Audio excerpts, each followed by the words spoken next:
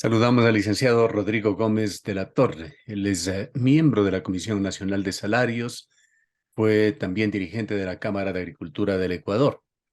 Licenciado Gómez de la Torre, quisiéramos conocer su punto de vista sobre este momento particular sui generis que vive Ecuador en el marco de la muerte cruzada. Quisiéramos iniciar con un tema. Se especula en sectores sociales de que el gobierno, con estas atribuciones que tiene al momento para legislar en materia económica, podría eventualmente intervenir en temas salariales y laborales en Ecuador.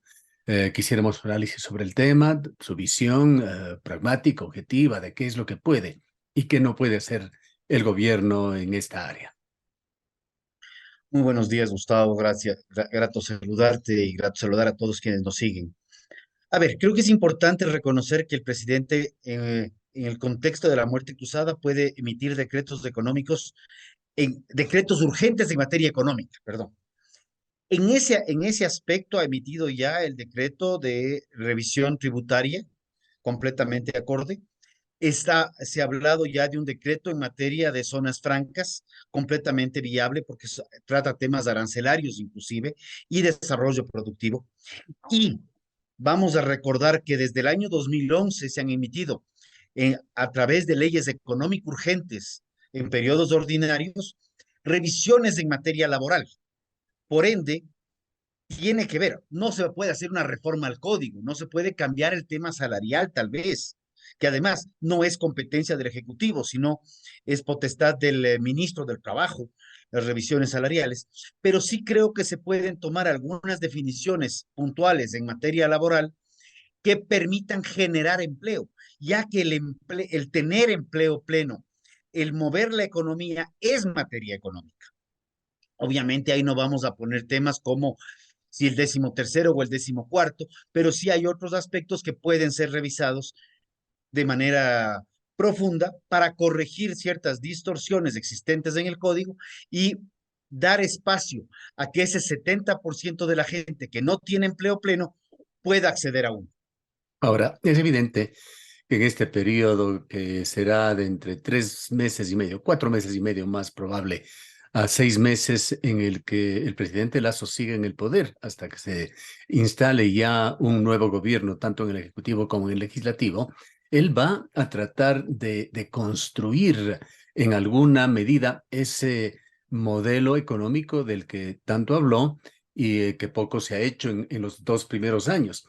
Recordemos que el gobierno inició con uno de los primeros proyectos, leyes urgentes que lo envió a la Asamblea, que se denominó en su momento la Ley Creando Oportunidades, que fue también su primer escollo, su primer problema con la Asamblea Nacional. Se la tuvo que dividir luego en varias leyes y la historia es ya conocida. De ese proyecto de ley económico urgente, precisamente se derivó la ley tributaria, de la cual un grupo importante de asambleístas decía oponerse, pero cuando tuvieron la posibilidad de votar en contra, prefirieron abstenerse. Entonces, esa ley tributaria sobre la cual había observaciones pasó por lo que yo he denominado el misterio de la ley, porque si alguien se opone y no lo niega, cuando ya tiene que ponerlo en la votación, pues pasa por un misterio. Eso se está revisando. Creo que hay varios aspectos que el presidente tiene grandes oportunidades para hacerlos, corregir ciertas distorsiones y como es todo, no es solamente en este momento, en todo momento hay control constitucional. Eh, es simplemente emitir decretos ley que permitan destrabar la economía para plantear el plan de gobierno que había sido planteado no solamente en segunda vuelta, sino históricamente por parte del presidente Lazo, y reconocer también que los periodos electorales, que esto no puedo dejar de mencionarlo, son periodos de inestabilidad e incertidumbre. Y en este momento el Ecuador, formalmente a partir del 24 de mayo, entrará en un proceso electoral que tomará más o menos 18 meses. ¿Por qué? Porque si bien tenemos elecciones de asamblea y presidencia en cuestión de 60, 70 días, no es menos cierto que cuando termina de posesionarse el nuevo gobierno temporal, ya estamos iniciando en un periodo electoral ordinario hacia el 2025. Entonces, seguiremos en elecciones hasta el 25. Sí, vamos a hablar de este interinazgo, de cómo se daría, pero hablemos del momento actual, de estas distorsiones que usted ha mencionado, y quisiera que nos grafique el panorama desde el interior de la Comisión Nacional de Salarios, que usualmente actúa al final de cada año, esencialmente para fijar un salario mínimo. ¿Qué es lo que se piensa? ¿Hay distorsiones en el tema salarial en Ecuador?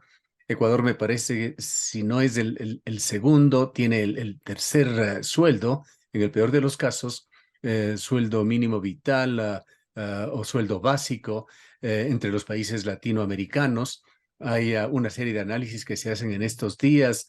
Se habla de la necesidad imprescindible de aumentar el empleo, de incrementar el empleo, de la necesidad indispensable de que las nuevas generaciones se incluyan dentro del sistema de seguridad social, y se habla de que hay desequilibrios importantes en Ecuador que están atentando contra estos objetivos. ¿Cómo mira usted desde el interior de esta Comisión Nacional que está frecuentemente o secuencialmente tratando los temas? No creo que es un tema de hablar de salarios. No creo que es el momento de hablar de salarios. Eso no califica dentro de la coyuntura. Sí, simplemente quería ubicar cómo se encuentra el Ecuador. De hecho, al Claro, momento no se sí, tocaría. sí hablar de temas puntuales en reformas, por ejemplo, jornadas laborales, poder cambiar la modalidad de la jubilación patronal, respetando los derechos de quienes ya los tienen adquiridos. Y hablamos de los primeros 10 años, cuando ya están más de 10 años en un empleo pleno, que ya tienen la obligatoriedad de el empleador de provisionarlo, ¿ya? Ese tipo de cosas que permitan más bien dar certezas de futuro al sector empleador. Nosotros tenemos 33% de empleo pleno, le guste a quien le guste, y necesitamos modificar eso para que sea un 66% de empleo pleno. Y eso tenemos que hacerlo a través de ciertas reformas donde se equilibre la balanza entre trabajadores y empleadores. Porque si seguimos poniendo la balanza solamente de un lado, esto deja de ser balanza y comienza a ser ya ni siquiera un sub y baja, sino solamente un sube para el un lado y baja para el otro. Y el que más perjudicado se ha visto es el ciudadano en general que no consigue un empleo. Por eso es que yo refuerzo ese aspecto. Creo que el presidente también tiene una oportunidad muy grande para emitir el reglamento que está pendiente desde el año 2017, ojo con la temporalidad, 2017, para la ley de reducción de trámites públicos, en donde podamos reducir los trámites que terminan derivando directamente e incidiendo directamente en la producción y en la productividad, porque son costos indirectos que afectan a la producción y afectan a la competitividad. Es materia económica. Obviamente habrá cosas que nos gustaría que se den que no se podrán dar, pero creo que son los ámbitos en los cuales podría jugar el presidente y esperar que en vez de tener 16, 18, 12 candidatos a la presidencia, más bien se busque consensos entre las estructuras políticas para buscar 3, 4, 5 candidatos máximo que permitan orientar al país para salir de uno de los más graves problemas que tiene, que es la injerencia de las mafias organizadas, crimen organizado, narcotráfico, que parece que ha podido a través de los últimos años infiltrar muchas esferas de las instituciones públicas. ¿Qué evaluación hace usted del gobierno de Guillermo Lasso en estos 2 primeros años? Este 24 de mayo, sin Asamblea Nacional, el presidente hará un balance.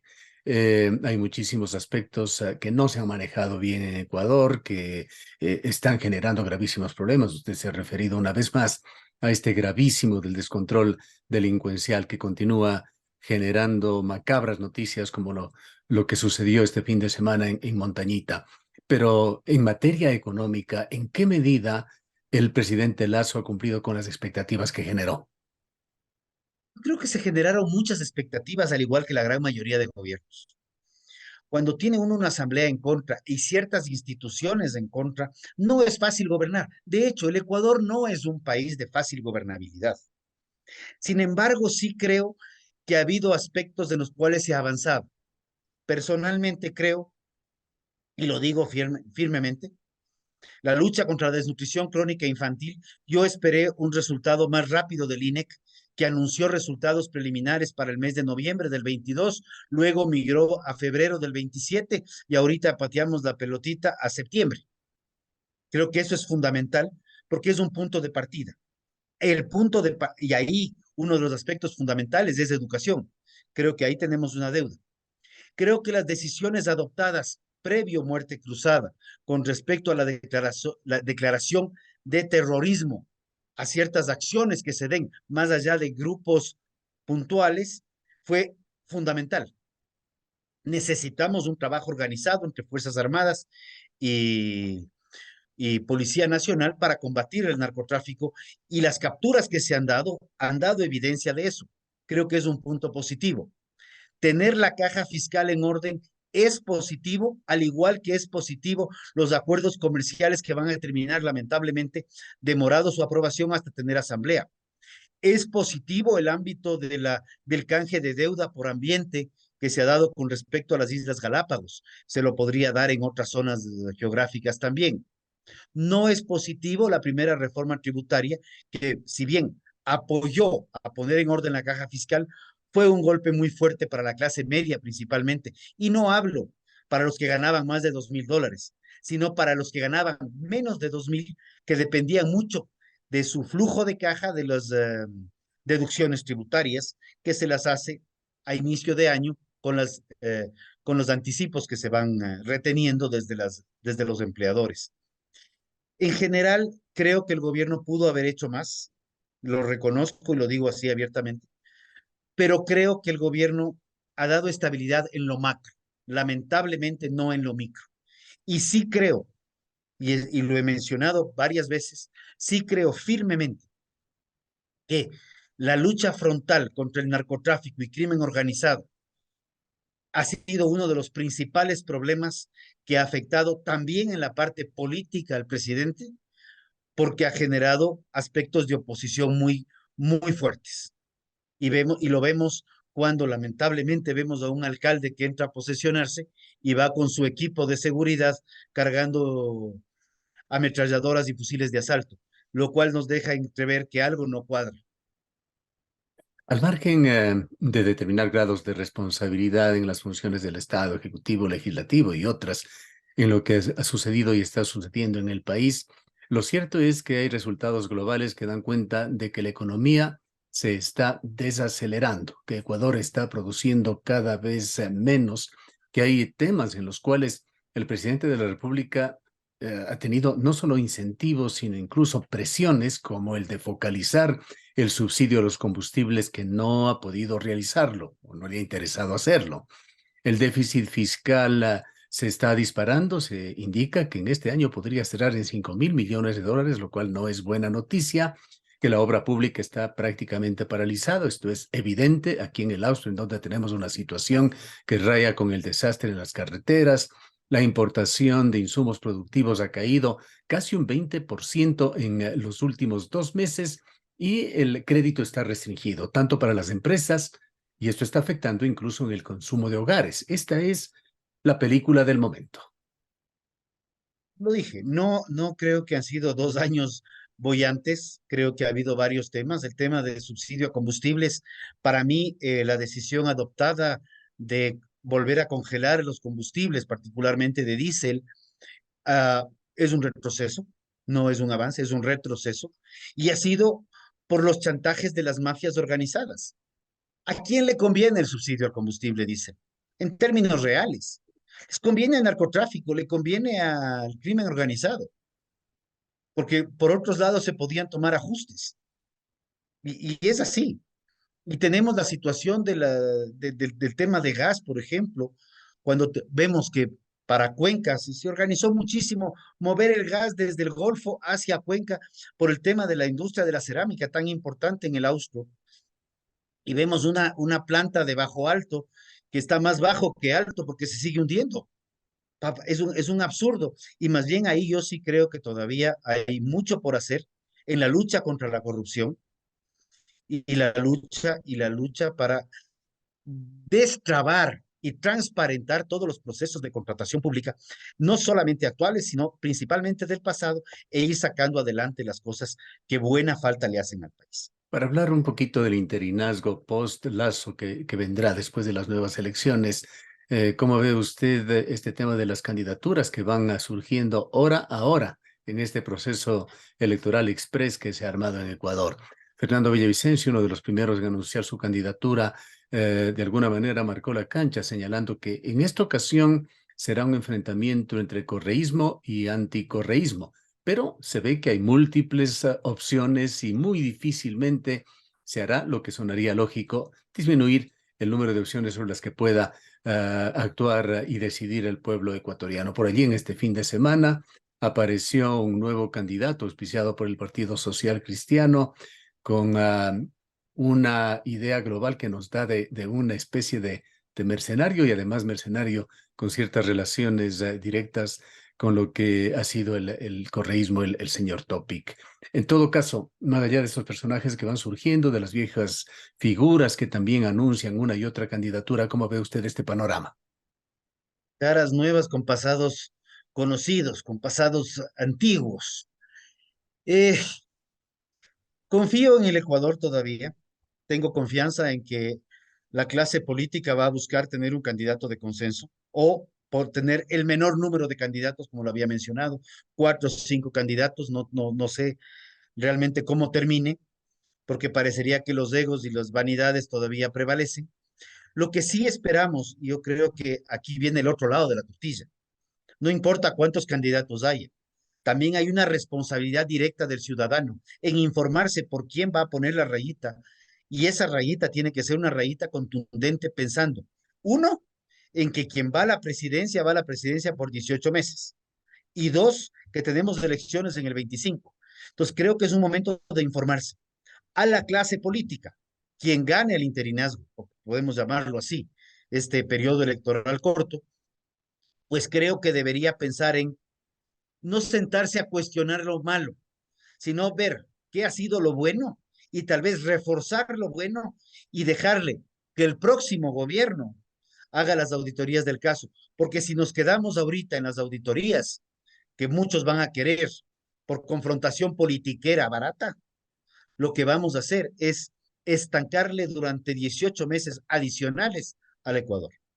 Y el Ecuador ya no puede seguir en el estancamiento que está. Y el decrecimiento del Producto Interno Bruto no es de Ecuador, es un tema generalizado a nivel planetario, lamentablemente.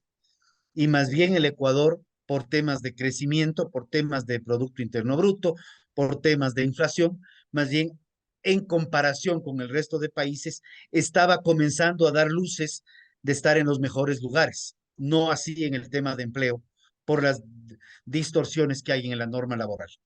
Si el interinazgo va a ser corto, ¿qué decir de lo que le queda como gobierno al presidente Lasso? Para finalizar, licenciado Gómez de la Torre, sería quizá lo más procedente para el presidente Lasso, por supuesto, dentro del estrecho margen de gobierno, sobre todo para estos decretos ley que pueda emitir, el tratar de sentar políticas de Estado que puedan ser continuadas, por lo menos, en ese próximo gobierno interino que surgirá luego de las elecciones. Reconozcamos que los decretos ley van a tener aprobación de la Corte Constitucional. La reducción tributaria para la gran mayoría de ciudadanos, las zonas francas, poder tener una reforma laboral que no vulnere derechos, más bien que otorgue derechos a quienes no los tienen, son temas fundamentales. Un decreto que permita reducir trámites públicos son aspectos que el presidente tiene la potestad de hacerlos, puede hacerlos y creo que debe hacerlos, y que el próximo gobierno más bien debería pensar en reforzarlos, pensando en el futuro del Ecuador y no solamente en el futuro de una clase política, de un partido o movimiento político o de un interés particular. Y no El olvidemos que Ecuador estos ya necesita, decretos ley también tendrán que pasar por el filtro de la Asamblea una vez que se configure la nueva Asamblea. eh, ahí tendremos la responsabilidad de la Asamblea y confiemos que este proceso de que cada vez la Asamblea es peor que la anterior, sea un momento de giro para que la asamblea que viene sea una asamblea que aporte al país. Y solo para concluir, por favor, el Consejo Nacional Electoral ha tenido cuestionamientos en las últimas elecciones, en los últimos procesos electorales. Necesitamos elecciones transparentes y mi opinión personal es que Fuerzas Armadas deben participar directamente en el conteo de votos como veedores para validar que el conteo en mesa sea el adecuado, que esto se transparente a las actas y que el resultado electoral, sea el que sea, con el número de candidatos que sea, donde el ciudadano asume la responsabilidad de lo que marca, ese conteo, esa elección sea clara y deje el menor número de dudas hacia el resultado final, porque este interinazgo, este periodo corto, va a marcar muchísimo para, para el proceso de gobierno 25-29. Le agradecemos por habernos acompañado. Declaraciones del licenciado Rodrigo Gómez de la Torre, miembro de la Comisión Nacional de Salarios, ex dirigente de la Cámara de Agricultura del Ecuador.